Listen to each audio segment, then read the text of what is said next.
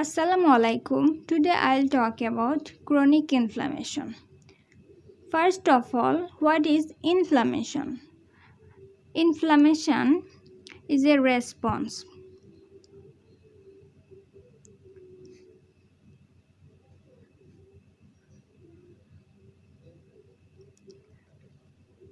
which responds a vascularized tissue.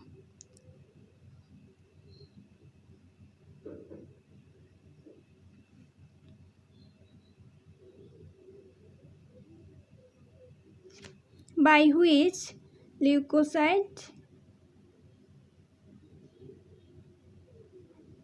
and other host defense molecules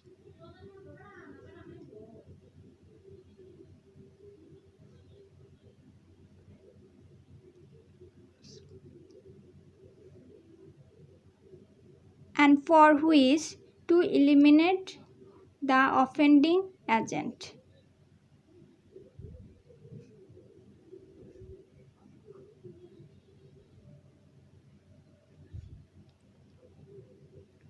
Now, this is the definition of inflammation. But what is vascularized tissue? Vascularized tissue means a tissue which have blood supply. Our all body tissue have blood supply. And what is the host defense molecules? We know what is leukocyte. Leukocytes are T lymphocyte, B lymphocyte, macrophage, plasma cells and other cells. And what is host defense molecules? It may be chemokines, cytokines. If the suffix itis is added to end of any organ,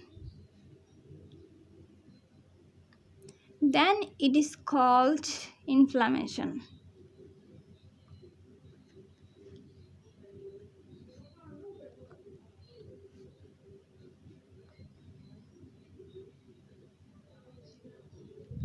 Now, what are the cardinal features of inflammation?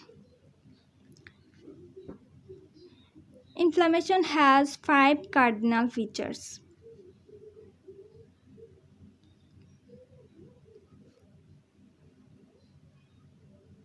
These are number 1, rubor. Rubor means redness. The area of inflammation becomes red due to increased blood supply. Then tumor. Tumor means swelling the area of inflammation. The number 3 is calor.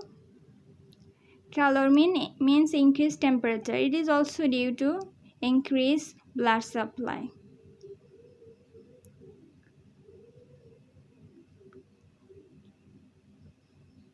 Then dolor. Dolor means pain.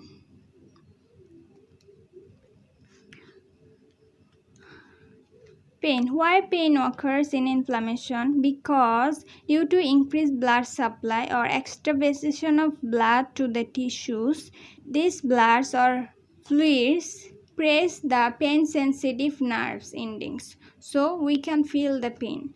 Then the loss of function.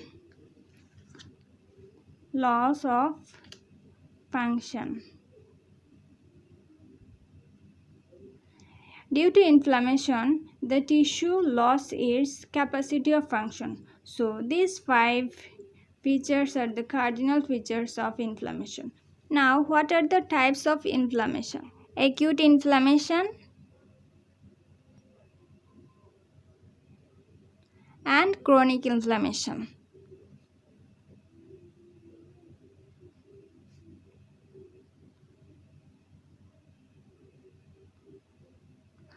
Today, I will basically focus on chronic inflammation.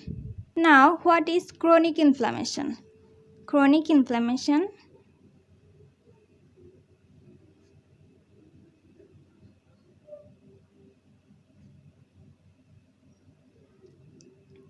it is a response of prolonged duration.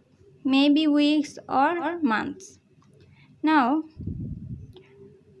response to prolonged duration. In chronic inflammation, three features we may find. Number one is inflammation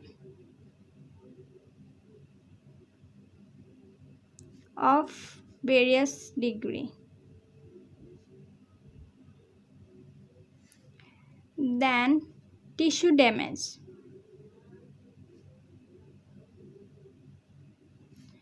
Then attempt of tissue healing.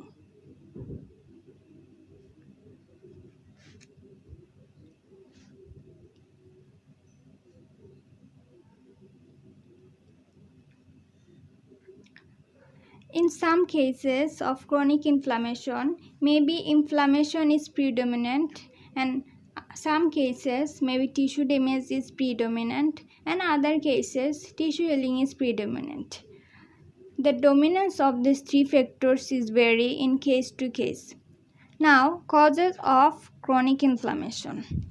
First of all, persistent infection.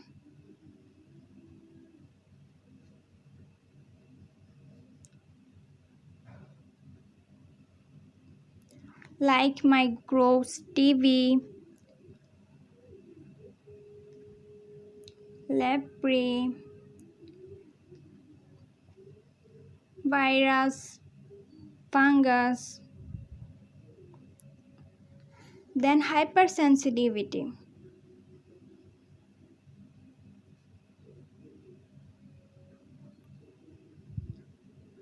Due to autoimmune disease or hypersensitivity, some disease conditions is turned into chronic inflammations. Rheumatoid arthritis,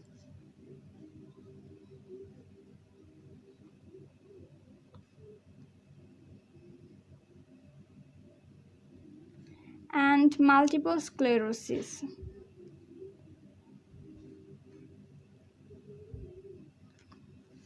Number 3 is prolonged exposure to toxic substances.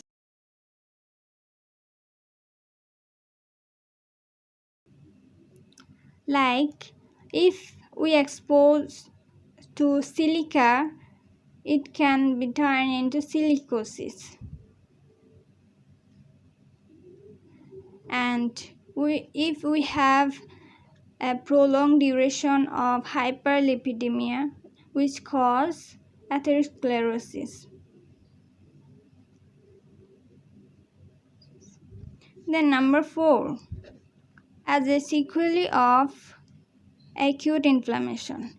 One of the fate of acute inflammation is chronic inflammation.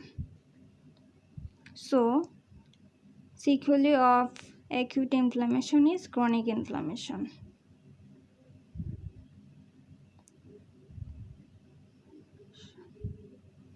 Now, what are the cells play a role in chronic inflammation? Cells of chronic inflammation.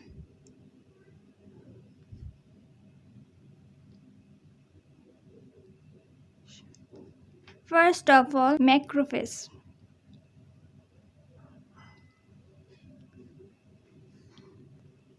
Then lymphocyte,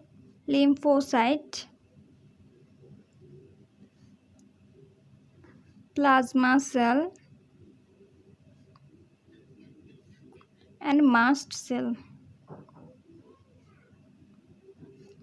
and also eosinophil.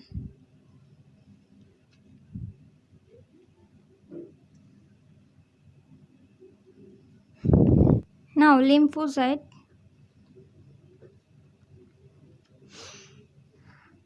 Lymphocytes secretes from bone marrow. They are not mature. They are precursor immature T lymphocyte.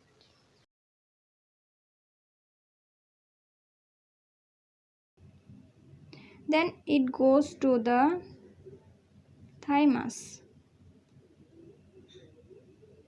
In thymus, maturation and selection occur.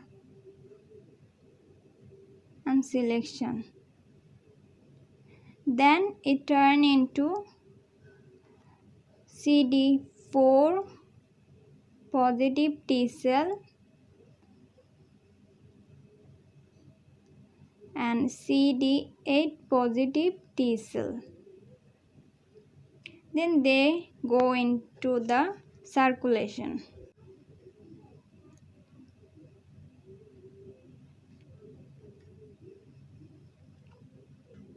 And CD4 is the T helper cell. Now this T cell helps to activate other cells of chronic inflammation, like T helper 1 cell secretes interferon gamma, which helps to activate macrophage.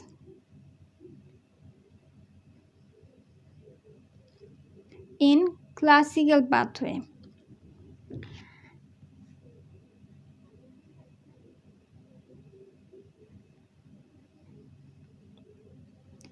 And T helper 2 cell secretes interleukin 4, interleukin 5 and interleukin 13, which helps to activate macrophage in alternative pathway.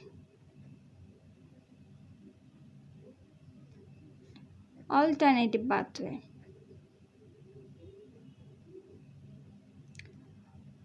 We will discuss the activation of macrophage in classical and alternative pathway later.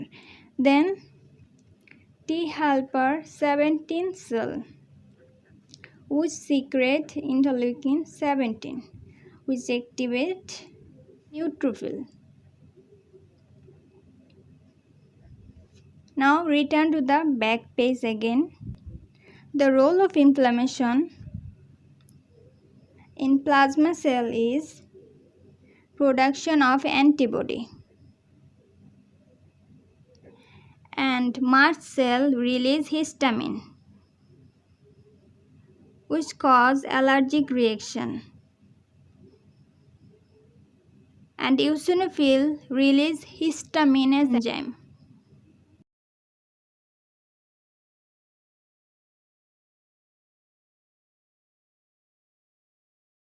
And it has also phagocytic activity. Now, how macrophage is activated in classical and alternative pathway. First of all, when monocytes remain in the bloodstream, it is called monocyte. It has the half-life of 1 day. Then, due to some chemotactic agent, it enters into the tissue space. Then it turns into macrophage. Macrophage.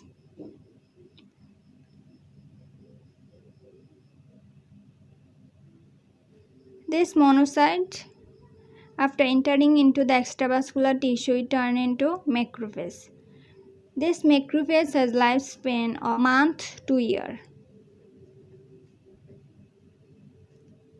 Then this macrophage must be activated to do their function. So the activation. Now how macrophage become activated?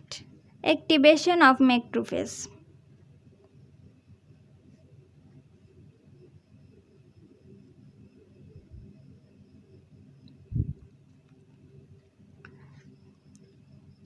This is the macrophage, inactivated macrophage.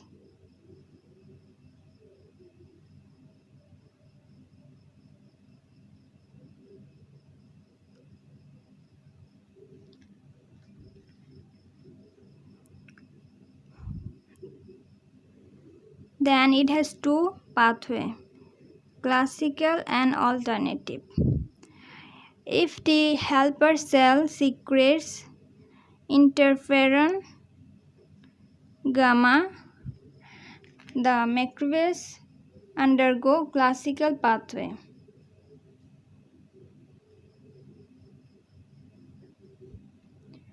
Then turn into M1 macrophage.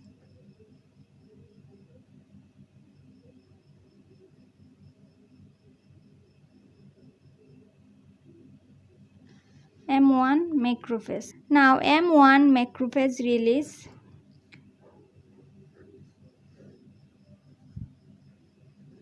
reactive oxygen species, nitrogen oxygen species and lysosomal enzyme, which has microbicidal activity.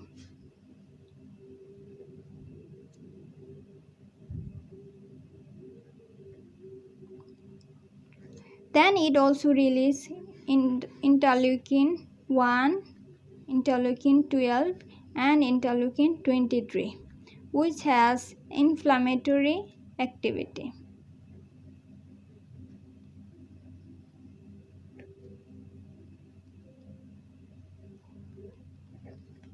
Now the alternative pathway of macrophage activation. Alternative. Helper T cell release interleukin 4 and interleukin 13. Then this macrophage will undergo alternative pathway of activation. Then after activation, it will form an activated macrophage called M2 macrophage. Then M2 macrophage will release growth factor and tumor growth factor beta. Also interleukin 10 and tumor growth factor beta. These are the tissue repair substances.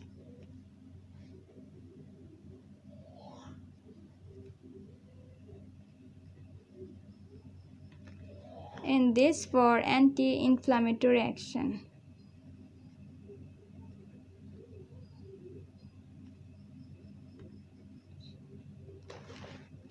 Now, types of chronic inflammation.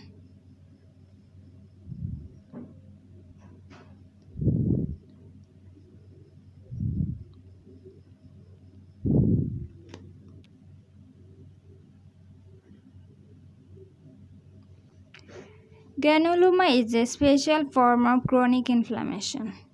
Now, what is granuloma? Granuloma is the collection of macrophages with T lymphocyte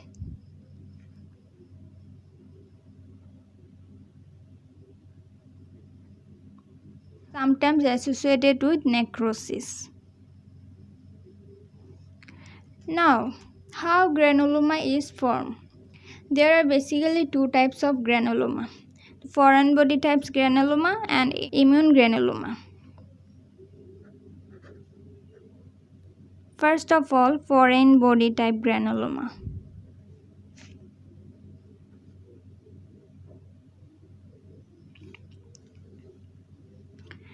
We already know that if any microbes or foreign body or any other substances that is unable to eliminate from our body, it's turned into chronic inflammation. And foreign body which are big enough to engulf by our macrophages, so it remain in our body, so it turn into chronic inflammation. Now how it forms? Suppose it is a foreign body which is big enough to engulf by our macrophages, so they cannot engulf, so it remain in our body. So by the secretion of mediators from our T lymphocytes, macrophage aggregates around this foreign body. Macrophages appear here. These are the activated macrophages. Nucleus also present. but gradually they turn into modified activated macrophage. And what I mean by modified activated macrophage? These are also called epithelial macrophage. Now, these macrophages gradually increase their cytoplasm content and become bigger and bigger, and nucleus becomes slightly elongated.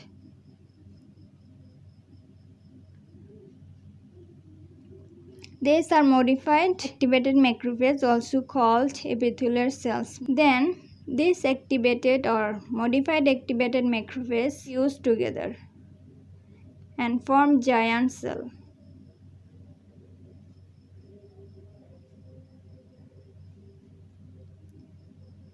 And these are the fusion of many macrophages and form giant cells which have multiple nucleus.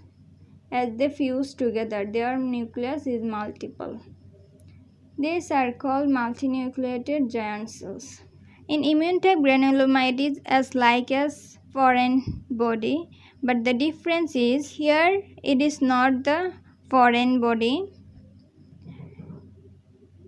it is the persistent microbes, and the other structure is same as before. But in immune mediated granuloma, in center there may be necrosis present or absent.